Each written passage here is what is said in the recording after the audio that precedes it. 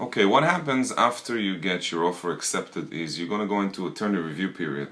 During attorney review, what normally happens is the buyer's attorney is going to send out a rider, an addendum to the contract. He's sending that directly to the seller's attorney, so you want to make sure that you are in the loop. Alright, because sometimes the buyer's attorney is going to add up all kinds of different items into the contract that have nothing to do with what the buyer wants to do, and sometimes those items can literally kill your deal. Okay, it's a very delicate situation.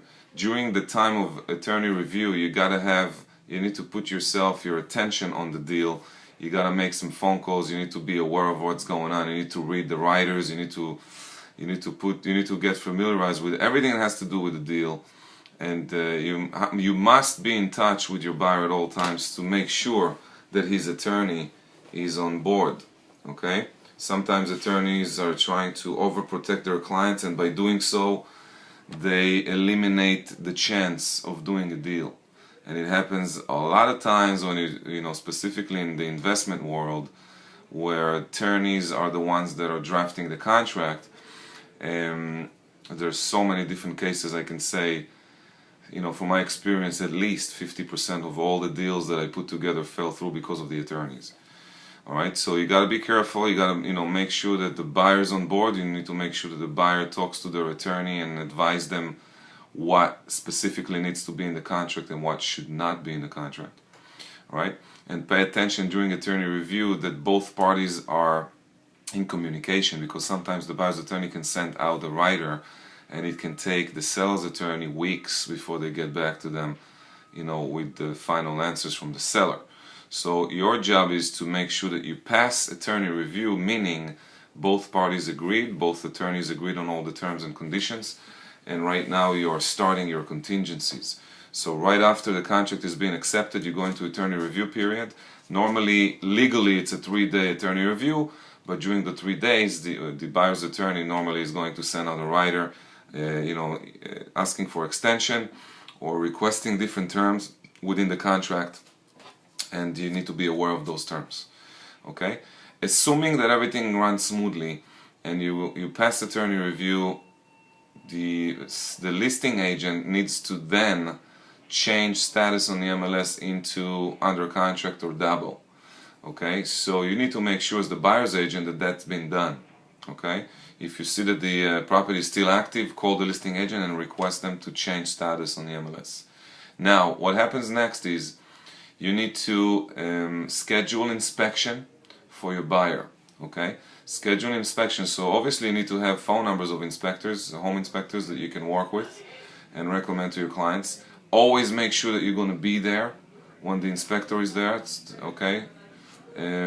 Make sure that the buyer understands that every property, even a brand new property, brand new construction, will always have issues, and the inspectors always find something wrong with the brand new property, and obviously with older properties, older homes. Once the inspection report is ready, the buyer then will probably consult with his attorney, and in some cases they might ask the seller to correct violations or to fix certain things. And in that case, you're going into a negotiation period again. Okay? And at that negotiation period, you need to be in touch with the listing agent at all times and make sure that you guys are on top of it, because you see, as an agent, your job is to put the deal together. Okay? The attorneys, on the other hand, their job is to protect their clients. So in general, the attorney will sometimes overprotect the client, okay, and by doing that, they kill the deal. They kill chances of doing a deal. So after the contingency of an inspection, the buyer's attorney normally is going to send out a rider to the seller's attorney requesting certain items to be fixed, or they might ask for a reduction in price. Sometimes when the buyer buys as is, obviously, the inspection is going to be done just for the buyer's sake, to make sure that he's not getting involved with the building that's going to fall apart tomorrow. No structural violation and whatnot, but when they buy as is, that means they buy as is, and if they request the seller to fix something, the seller can say no. And the deal is going to go dead, basically, unless your buyer agrees to go ahead with the contract the way it is. So at that stage, it's also a delicate situation where the deal can go, the deal can basically not go through because the seller will say, I'm not willing to fix it, and the buyer will say, well, I'm not willing to, to continue with this contract unless the seller fixes exactly what I wish to be fixed. And your job is to call the other agent and try to soften, okay, try to talk to the other agent and make sure that the seller's agent can convince the seller to do some of the work, and then you convince your buyer that not all of the work will be done, but just the important things that are really important for them. And it's a renegotiation period where you're going to renegotiate the contract.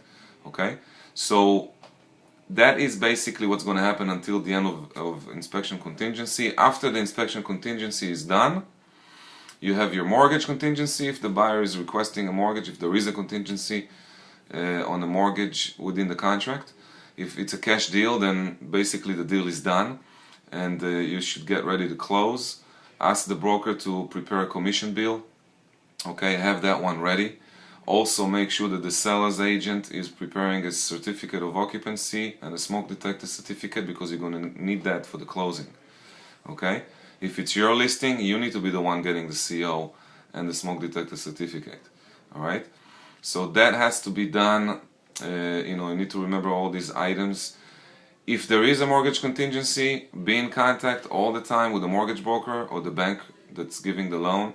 Make sure they have all the documents necessary. Make sure that you're getting the letter of commitment. Until you get a commitment letter, you don't have a deal. So you got to follow up, follow through, make sure that the mortgage broker or the banker has everything they need, and they can give you a letter of a commitment letter for the closing. Once you have the commitment letter, you then go ahead and order the CFO and the smoke certificate, ask the broker to give you a commission bill, and you're ready to close. Okay, so that is more or less the process that happens from the moment you're in attorney review until you can schedule your closing.